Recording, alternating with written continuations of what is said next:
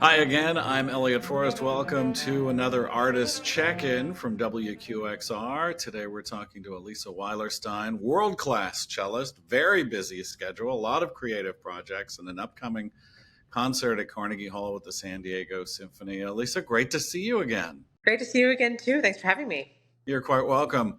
I started these artist check-ins during the pandemic just to see what people were up to. Before we jump into anything else, how did you fare? Did you give up practicing altogether? Did you practice more? What was it like for you? At first, I practiced more, and then when we realized we were kind of in it for the long haul, I definitely had my periods of not really wanting to look at the cello and just spending time with my family. And I had one daughter at the time. I've got two now, and yeah, but sort of in the mid-pandemic, I also came up with some other very creative projects. So that was a kind of period of soul searching for me too, in a positive sense. Did the project Fragments come out of that? Yes, that's what I'm referring to. Actually, yeah, that was around let's say my lowest point during the pandemic was my personal lowest point. I think was maybe November, December 2020. And that was when the genesis of Fragments happened. So that was, I think it was after a period where I actually put the cello away for quite a long time, like 10 days, 12 days, something like that. I just didn't, I had no motivation to practice at all, really. And then when I finally did, I just started playing scales in in my house. And then that's when the kind of epiphanies started to flow, which were actually quite a lot of fun. As some of the audience knows, I have been adding visual elements to classical concerts for a long time, and I'm on tour right now with Itzhak Perlman. So when I saw yours, where you were adding set pieces and lighting and consulting with a costumer, I was just so happy to see that kind of thing. I mean, look, ballet and opera have been adding visual elements for 100 years, and classical music is usually somebody coming on stage playing and leaving in white light. So, the theatrical element, you have a theater director and a costume person. Talk a little bit more about that. Yes, of course. Well, first of all, Fragments is a commissioning project where I commissioned 27 composers to each write 10 minutes of music for solo cello in two or three fragments that could stand alone so that I could intersperse them with other new music, that some of the other composer colleagues, as well as with the movements of the Bach suites. So the complete project is actually 6 programs, each lasting 1 hour. And these new works are divided between these programs, and each of these 6 programs has one complete Bach suite in it. So, which is also played in the order that fits the program, not the order in which it was written. The movements are not played in the order in which they were written. And one of the key elements also of the project was that I didn't like the idea that people, again, the kind of classical music tradition, that we have so much information even before we've heard a note, especially for new music. So I decided to flip that. So the audience gets some general information about the project before they come into the concert hall. The names of the composers that they're going to hear that evening, not just the one for the entire project, and also that each program will last 1 hour, and of course all of our bios, whatever. But they will not have the program in real time. So afterwards is when they get the full menu, as it were, of each fragment that they've heard. And so while I felt really strongly about that point when I was putting the project together. And I also, at that moment, realized that was asking for quite a lot of trust from the audience, and kind of taking a leap of faith, and to sit there with little to no information about what they were hearing in the moment. And that was in combination with some of the pandemic projects, which I actually did, like February 2021, I recorded the complete Bach suites in Severance Hall, video recordings, and the use of lighting there, even though it's much more basic than what we're doing now for Fragments, it was beautifully and sensitively done, and we could discuss it together, dramaturgically, and that was So that kind of combination of elements really inspired me to kind of explore this area, which I knew very, very little about. And so that's how I started working with Hanako Yamaguchi, who's, I'm sure you know very well, is just kind of a genius and encyclopedic knowledge of music, and also such and also theater and opera, and really has such a sort of sound and kind of inspired mind really for all of this. And she connected me with Elkanah Pulitzer, who was the director, the theater director for Fragments, and Seth Reeser. So we've been working together on the how we're marrying the visual and an oral element of the project.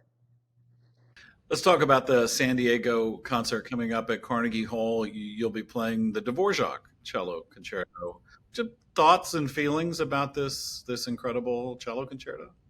I mean, it's arguably the best cello concerto that was ever written. I mean, in any era, I think that's, but by any measure, it's absolutely, it's one of the great masterworks in concert music.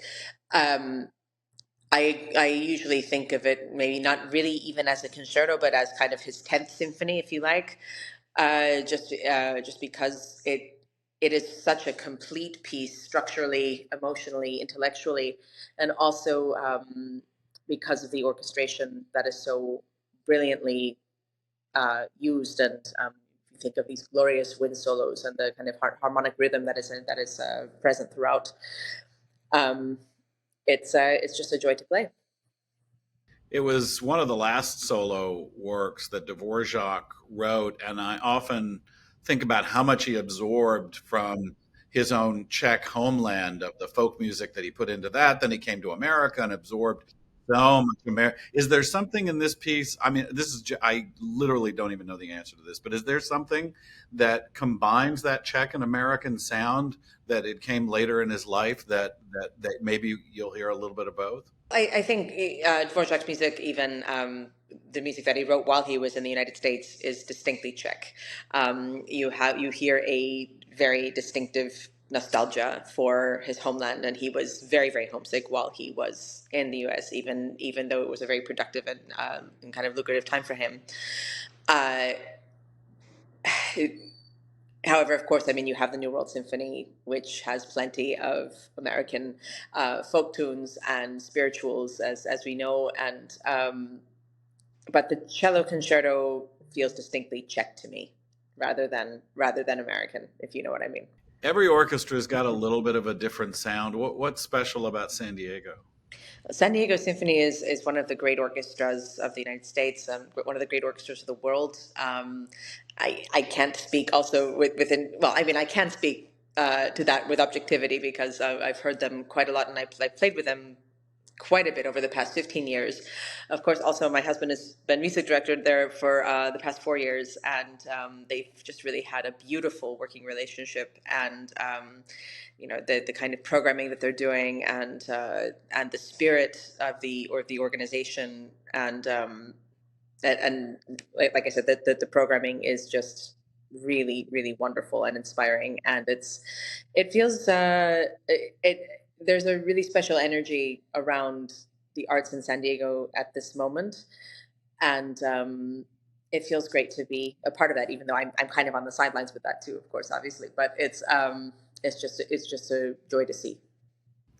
This mixing of life partners and musical partners, Yes. are they, to use a musical term, always in harmony, or is there conflict? What happens when you disagree? They're actually, it'll sound really corny, but it's just the truth. They are always in harmony, I have to say. We have and of course, we are married. We have two kids. We are making our lives together, but our musical collaborations have always been very, very happy ones. In San Diego, we've worked together quite a bit. We've also worked together in Montreal. Also, we just had a week in Berlin with the Staatskapelle. Um, and we've always had a really fantastic working relationship too. So I used to play stand-up string bass, which was just impossible to get into my Volvo. I'm curious about the physical rigors of the cello. Not as big as the bass, but certainly one of the bigger instruments. Do you have a special workout? Do you do things different for your arms, both for playing and carrying your instrument? I'm actually very careful with how I use my arms. And I mean, I was never big on lifting, let's say, if we're talking about workouts. But no, I mean, I do plenty of cardio and some yoga here and there. You have a big tour schedule. Is that something you enjoy? The travel, different Yes. places? I've always enjoyed that a lot. Yeah. Making friends in all different places and seeing sightseeing is always been something I've always liked to do as well. And playing to different audiences, it's a great joy. Are you able to expand those stays more than flying in, playing, and leaving? Do you get to enjoy those places? These days, less, just because now, I mean, I'm eager to get back home to where my kids are, and so I'm kind of going in and out more. But some of the long trips where the family can go together, we of course we like to stay longer and to enjoy. I work with a lot of seemingly very young musicians, and it seems like the level of playing is really high. The one thing I think about too is are they being taught about the business of the music business and not just the musical aspect of it? Was there somewhere along the way that had some training in that, or did you just have to figure the business part out on your own? No, I think people are probably better about that now, but certainly in my generation, there was next to no training about the business aspect of it at all. So there was a rude awakening for all of us for actually how the industry works. And so, you have plenty of, let's say, on the job training. Right. And Right. and and frankly, look, if you were taught something 15 years ago about how the recording business was happening, it Oh would be God, no, no, not completely at all. outdated. You have always been a champion of new works, of living composers. Why has that been important to you in addition to the traditional canon? For that, I always took my inspiration from Rostropovich, really, who premiered hundreds of works in his lifetime and is largely responsible. I mean, arguably, maybe entirely responsible for the output of the 20th century geniuses like Shostakovich, Prokofiev, Britten. All of these masterpieces for cello were written for him, or at least with him in mind. Dutilleux as well, Penderecki. I could go on. Plenty of these incredibly important 20th century geniuses, and I think it's our responsibility, musicians of my generation and also younger ones, and well, those that are still around and really active, to create a 21st century repertoire. And this is it's become a really big part of my musical life, my artistic life. You are the recipient of a MacArthur Fellowship. I believe you were in the same class as our colleague here at New York Public Radio, Jad Abumrad. I think it was the same year that Jad got his. As people know, it's called the Genius Awards. It comes with a hefty piece of cash. What did that mean to you to receive that? I have to be honest with you, I didn't know what it was when they called me. I thought it was spam because I received these emails and these calls from unfamiliar numbers, and I was actually, I was in Israel at the time. At the time, I was at the Jerusalem Chamber Music Festival, and I was really busy. Also, like the timing was really weird, and so I ignored the calls, I ignored the emails for a while until finally they just kept coming from the same number, and I just thought, okay, this is odd, and so I picked up and I was like, "Who are you?" I was kind of, not terribly friendly on the phone, let's say, because I really thought it was just a spam caller. And then they told me what it was. And so it was, I was 29 years old. I thought that this was something that only a much older person would get, sort of a lifetime achievement award. And then what I discovered and what I found very moving about it was that they recognize great work from people of all ages, and they also recognize potential and want to support people. Let's say maybe for projects which haven't even had their genesis yet, and so I was. I love their value system, and I loved it that and also that I was in the company of not just musicians, although really amazing musicians I was in the company of, but also writers and scientists, doctors, um, and historians and everything. And so I was just incredibly honored and overwhelmed, really. I wanted to thank you as well. You were a part of our Hanukkah special here on WQXR. I hope that Yes, was fun for you. that was fun. Oh, it was great fun. Of course, it's nice to reminisce about that.